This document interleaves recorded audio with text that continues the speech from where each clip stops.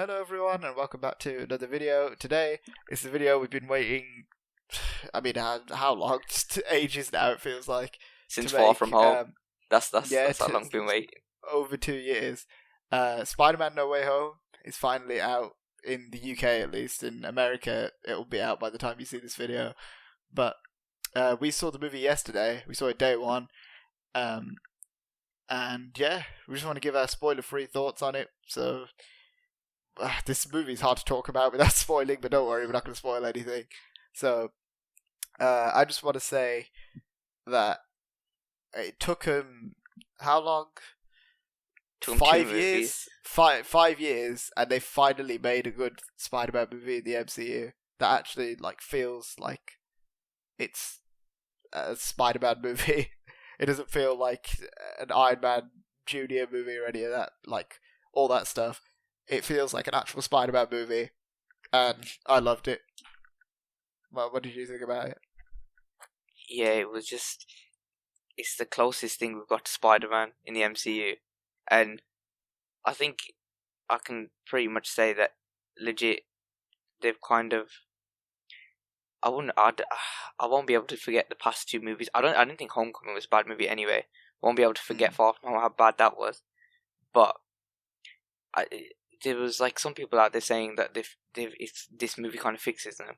I don't think it does, but yeah, it does. It's done what they should have done a long time ago. It's done what Homecoming I think it should have done. retroactively kind of adds some level of depth to certain things in those movies, but overall, I think just as a movie in general, this is by far the best thing that they've done with Spider-Man in the MCU, especially since Civil War. I mean, everything about this was just amazing in my opinion. There's not a whole lot that I disliked about the movie because it just feels like Spider-Man again. I mean, one thing that I loved, first of all, to kind of... And we're not going to talk about the story, by the way, because you can't without spoiling it. They haven't shown a whole lot of what the story is in the trailers, and obviously we don't want to spoil it. But it comes after Far From Home, and Spider-Man's identity has been revealed to the world. He goes to Doctor Strange to try and fix stuff, and it gets worse. That's all I'm going to say, because I don't want to say anything else at the risk of spoiling stuff.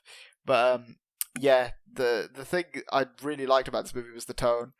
I think you'd probably agree that the tone was so much better than the last two movies. It was dark. It was there 100%. Was scenes that the emotional scenes weren't just undercut by pointless humor like the ones in Far From Home and Homecoming, where they'd have a scene that should have felt like an important moment or something to do with Spider-Man's character that's undercut with humor, which I loved about this movie. It didn't try and do any of that, and it gets really dark at times.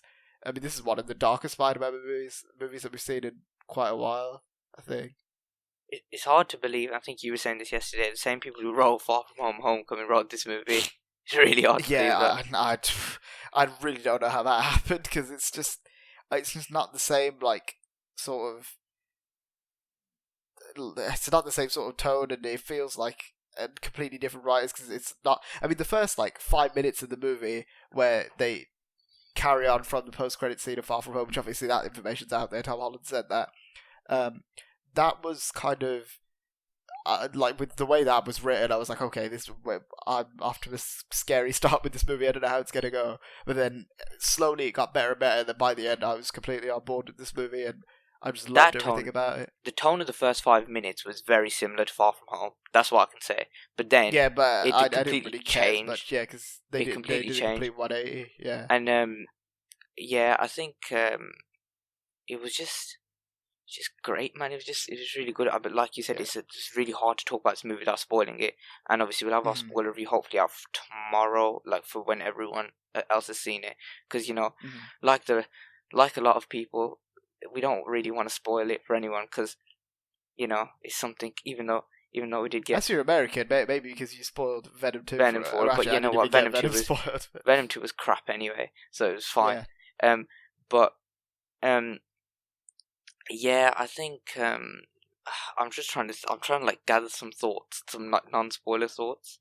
I think for me, the one thing I just wanted to talk about was the fact that this has done Tom Holland justice. It's this is the sort of movie that an actor of his kind of caliber as Spider-Man, it shows his potential as this character, and it shows what he could do if he's given good writers and good writing to kind of make his character a lot more interesting and make him a really good and interesting version of Spider-Man, which they do change things, I will say that. That's not really a spoiler. They do change things about the way certain things are done with the character, but I think by the end of it, I was just, as I said, completely on board with it. And I mean, all the performances in this movie were a hell of a lot better than they were in the other ones. Even I'm not saying they were bad or anything. Like the actors weren't the issue with the last two movies, but just the writing was a lot better. Yeah. I mean, Tom Holland, Zendaya, Jacob Batalon, Willem Dafoe as well. I think Green Goblin was one of the standouts in this movie, even though obviously we knew he was going to be really good. But even I was shocked by how they did that character justice, and they didn't ruin anything from their past kind of appearances with all the villains. I think that appear in this movie. I think if anything, if you know which one I'm talking about, they've kind of redeemed some of them. Yeah, and kind of the ones that people were less favourable towards, I guess. Yeah, they've kind of given them a new lease of life, which is good, and even the ones that everyone loved, they still get a lot to do. And I think that this movie did a good job of being a Spider-Man movie with a lot that was happening, but it didn't feel overstuffed, and it felt focused. It wasn't like Spider-Man 3 or Amazing Spider-Man 2, where there's a lot going on, but it's not focused at all. Yeah. So I just love that about this movie. But yeah, I just wanted to say that I think this is a great Spider-Man movie at last. I think in terms of the trilogy, if you want to call this Homecoming, Far From Home, and No Way Home a trilogy, I think this film mainly focuses on fixing the mistakes the last two movies made. But the way this film it doesn't do it in the Rise of Skywalker way, though, where it's it's acting like the last two didn't happen, and it's just completely shitting all over them pretty much. It's actually taking the last two movies into account, and then then moving forward, changing things, and then changing things about it, which is what the Rise of Skywalker should have done. But I know we had to get through one mediocre movie, which is Homecoming, then one shit movie, which is Far From Home, to get to this movie. But I wouldn't have it any other way. The way this movie was made, it was actually amazing. I don't want to. I wouldn't. This is what when I heard that Spider-Man was going to be introduced into the MCU, this is what I wanted. I didn't want anything like Homecoming and Far From Home. The only thing that I will say, this isn't really a complaint from me, but I could see, because people complained about this with Ghostbusters Afterlife, and I guess critics will probably complain about it too, with this, was the fan service could at times be a bit it could be toned down a bit, I guess, but for me, I didn't really care, obviously, because I love the kind of older movies and the way they paid homage to them with certain, for example, the villains.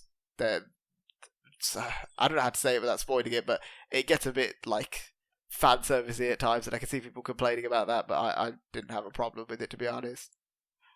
And I think it was expected, because obviously, when you're bringing old actors back, but obviously with Alfred Molina and Willem Dafoe and Jamie Foxx, it's just going to be hard not to, and you're going to want to give the old fans a taste of something. What we're doing.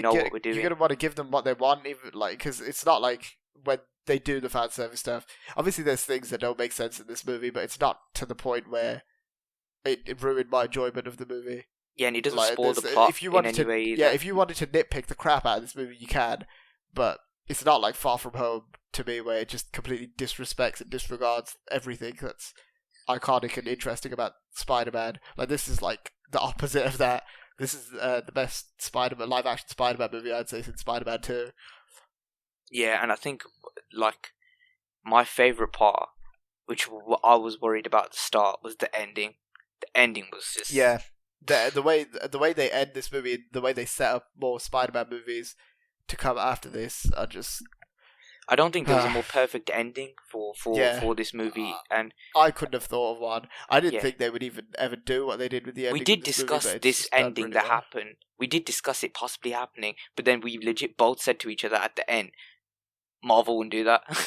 Yeah, it's just not going to happen, but it did, and it was beautiful. This movie is just really good. So I don't want to say anything more because I'm going to save the rest for spoilers now. I'm done as well.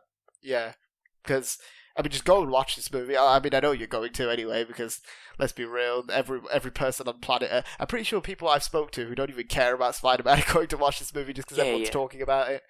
It's just ridiculous. Also, I mean, to tell you how good this movie is, the crowd. Like the crowd in UK cinemas is always dead. Let's be real. Yeah, the most you'll get is a chuckle out of like some fat guy who's just sitting there just laughing at every remotely funny joke in the movie. But this movie got like a big reaction, and it was like you could tell that everyone was kind of pumped and excited to be there, which I was happy about. Yeah, I think it is gonna get big reactions like throughout the weekend as well, because. You can respect that it came out on a Wednesday here, so there's obviously going to be people who have been working and stuff, and they're going to be like going on towards the weekend because obviously it was meant to come out Friday. God knows why they released it here 2 days earlier. I'm happy they did. Yeah, I was about to say I'm just thankful they did. Yeah. But yeah, it's just a really good film, and I think also as well it's sitting well with the most people that I've spoken to. It's sitting well with I think different the types way of they fans.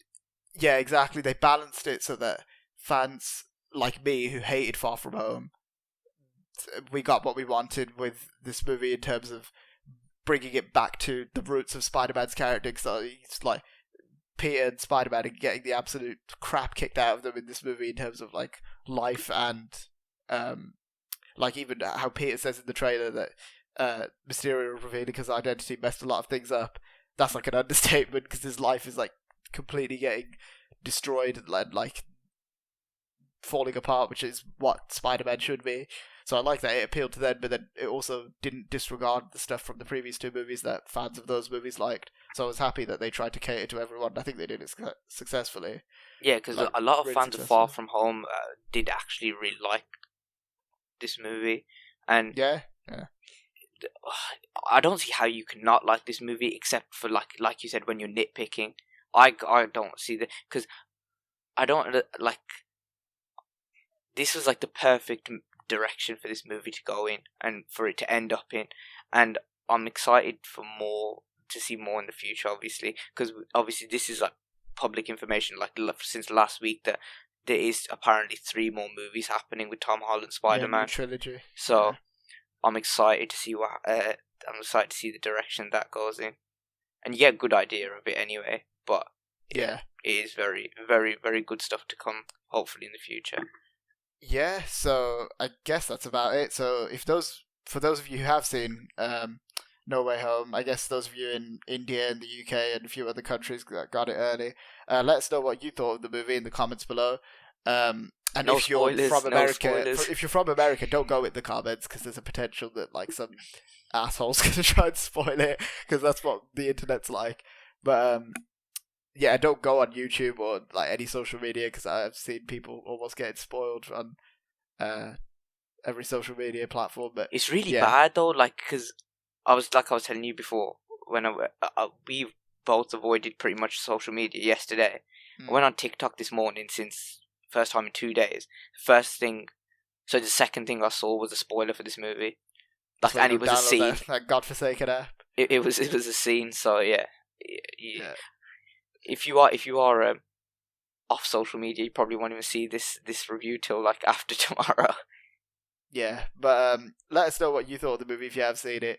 Be sure to hit the like button to share this video around YouTube. Be sure to click the subscribe button for more videos like this in the future. Check out our Instagram and Twitter links in the description. Thanks for watching, guys. We'll see you next time. See ya.